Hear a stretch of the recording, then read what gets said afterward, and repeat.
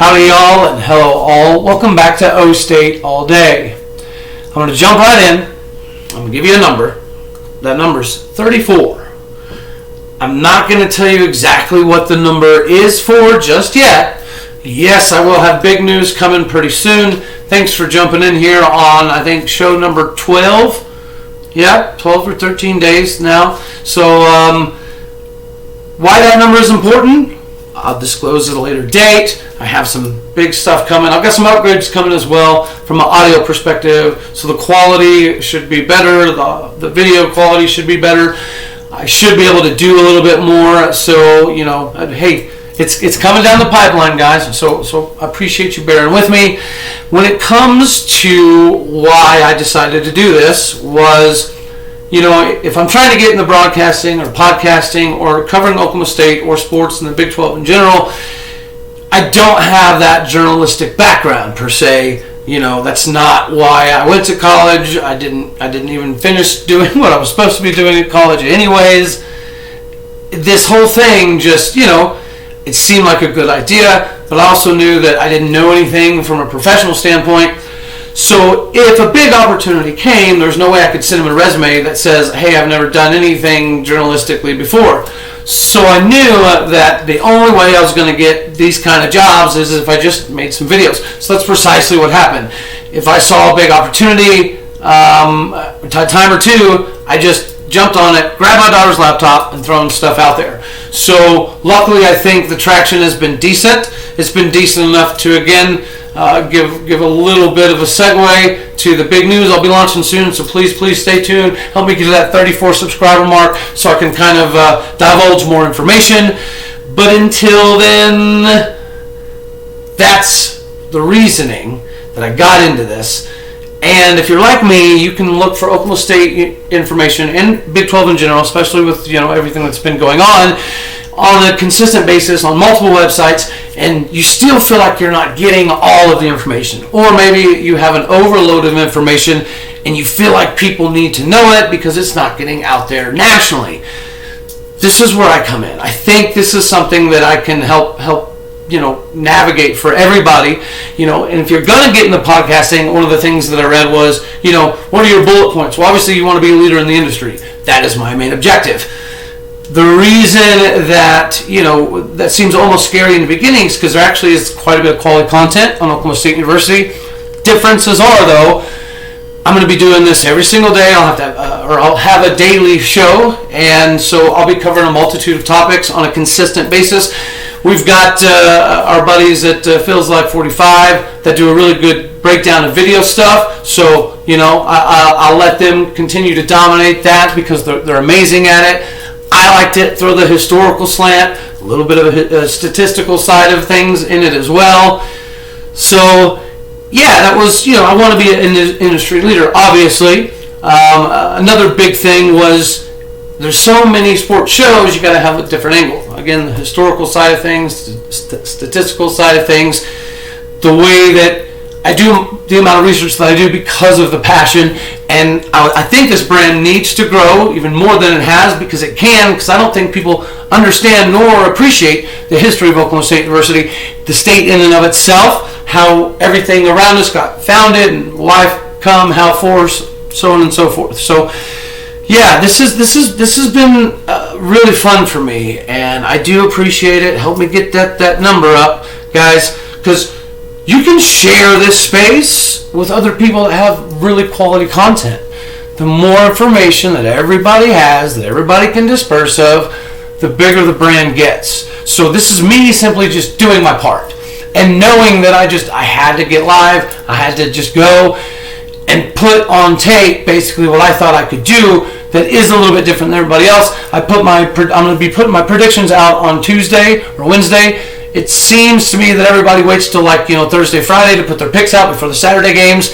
I'm going to stay ahead of the curve because, again, I do all the research and stuff to get the information out to y'all so y'all can spread it, right? So, again, I greatly appreciate it. Wait for the big news that we do have coming.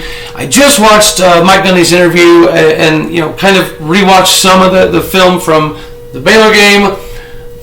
obviously we were pretty daggone good. We did exactly what we had intended to do. We didn't really have a big injury bug kind of pop up on us. I guess Lacey had a little minor issue, but we should be rocking and rolling. Jaden Bray practiced last week, so he's going to practice this week. So hopefully that means he's a go for this upcoming game against Texas Tech.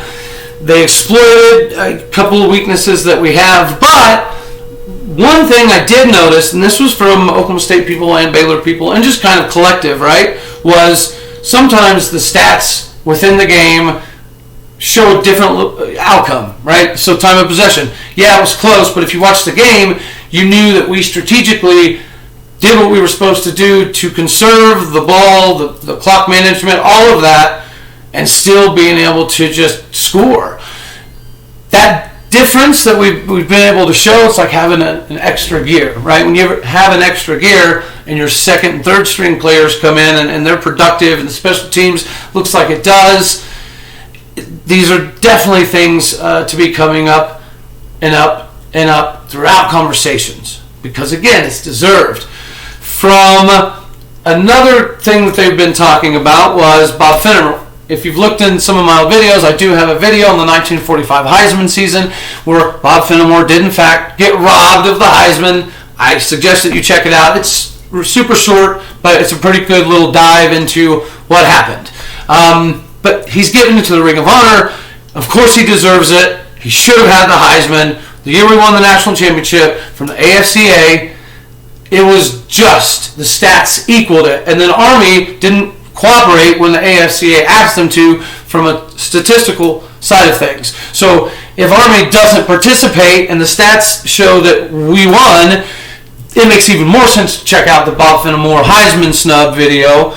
But this Ring of Honor thing, what a great idea. Having a statue of Barry, it's a great idea. I guess you guys are, we're in the ballpark of Gundy needing a statue as well. I get that, especially if things continue. Let's not pull a TCU and do it while he's still coaching, because the Gary Patterson statue outside of Fort Worth, I'm sure it's a bad look, especially when he's obviously not there. And he's at, the rival of all rivals, and everybody's biggest irritation is usually Texas. That's why the original Big 12 got split up.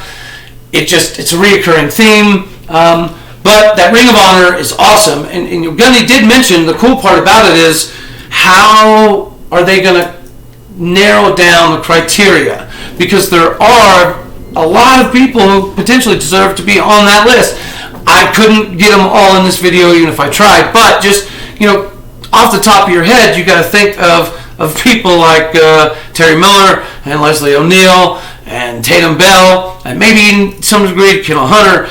There's Malcolm Rodriguez, Tunu, Brandon Pettigrew had a good career. He also lasted quite a while in the NFL with the Lions as well. Is Whedon in that classification? Is Justin Blackmon there? Parrish Cox, Mason Rudolph, James Washington, obviously, Rashawn Woods, Des Bryant, Kevin Williams. This is how many people Oklahoma State has that people don't know about. And again, this is where I'm trying to come into the equation. We need to get this stuff out to people, because knowledge is power, no matter what it's about. So the Baylor game, we did what we were supposed to do. But one thing I think that's been a little disingenuous from people is just going over the stats that Shapen had X, Y, and Z yards passing. He did have a lot of yards passing, but you also got to take it with the grain of salt that was happening during the game. You ever heard the concept that we use all the time? We take what the defense gives us. Well, we shut down the run pretty effectively, right? From a yardage standpoint, we controlled the game all the way around for the most part. So if we're stopping the run, clearly there's going to be some gaps. And everybody knows that we do have a little bit of a hole somewhere. But I want you to also remember, some of it is by design. Because if we get an early lead, and then we can pin our ears back on defense and let our D linemen eat, then this is going to be the recipe for success for the remainder of the season. And it's obviously going to work. So you can write it down. This is the beauty of the team this year. is you know what we're going to do. We're going to try to establish a pretty good lead, because if we get a pretty good lead and we make you a little bit more desperate, it makes you a little bit more hesitant. It lets our D linemen go a little bit faster, a little bit more reckless, a little bit more free. That's a problem. So if we can continue that recipe for success, and even if you know it's coming and you can't stop it, this is the sign of a top team. If you look at the rankings which came out, 7, it's okay, I guess. But if you look, there's 3 immediate teams ahead of us that I think you can make the argument that they're not there due to talent. They're there potentially due to other things, just like the Heisman list. Spencer Sanders, Jalen Daniels, got to get the respect they deserve pretty soon. KU's game this week, I think, is going to be pretty intriguing. We obviously cannot sleep on Tech. I'm going to do an extensive dive, obviously, on Tech here coming up. But I just wanted to kind of get some of that stuff out. Gundy also mentioned Hembro, our long snapper that I talked about in a video the other day. So, again, go check that out. But, yeah, he's a long snapper, very rare bird. The guy behind him, Zeke, he's a very good story that we're going to get to at some point in time as well. I am going to do a video about the Tyreek Hill kind of as one of the top forgotten Cowboys things, so stay tuned for that. Let me know after Bob Fenimore what you guys think about the next Ring of Honor inductee. Is it a Leslie O'Neal type, right? Is it a little bit newer type? What is the criteria? Is it strictly based on what they did in college? Is it combined with what they did in the NFL, the longevity of career? Like, some of that would be nice to know, because there's going to be outliers that are 100% evident, like Barry Sanders, Thurman Thomas, Bob Fenimore, Des Bryant. There's going to be outliers. Everybody gets that. But, you know, is it a culmination of their entire careers, or kind of what some of the criteria is? It'd be nice to know, because then we can all have fun with it. We can all kind of vote. Let me know if I missed some people. Tune back in here a little bit later, and we'll get my Tech breakdown. But I just wanted to cover that stuff and let you guys know why I decided to do this, how blessed I am that it's taking the turn that it has in under 10, 12 days. It's going to continue to get better. I implore you, help me get to that 34 mark so I can throw some more fun stuff out there. Tune back in for one of my Tech videos. This is going to be fun. I'm trying to get some stuff put together, I think, at the Traveling Poke and Gambling Gauchos, at Gambling Gauchos. So with the Tech preparation coming up, I think it's going to be pretty fun to do some collaborations. Stay tuned. Follow us on Twitter. We'll keep you in line with what we got going on. So I appreciate you. God bless. Go Pokes. Can't wait to play Tech. I appreciate you stopping by. Keep coming. Bring your people. Tell your people. We got to get the message out. We got to grow this thing. If you want to start talking about 5 stars, we've got to do our part 2. You can't just sit back and say, I wish Boone was still here, or I wish this, or I wish that. We've got to get the information out there, because when recruits see how insanely talented we are, what we do to prepare people for the next level, what kind of transformation they can have both physically and physiologically inside the program, it sets them up for the NFL. It sets them up for success. And that's what we're doing right now in Stillwater America. So help me, help you, help them, help us. Hit the share, hit the like, hit the subscribe. Help me get to that number so I can give you the big time news. I appreciate you. Go Pokes.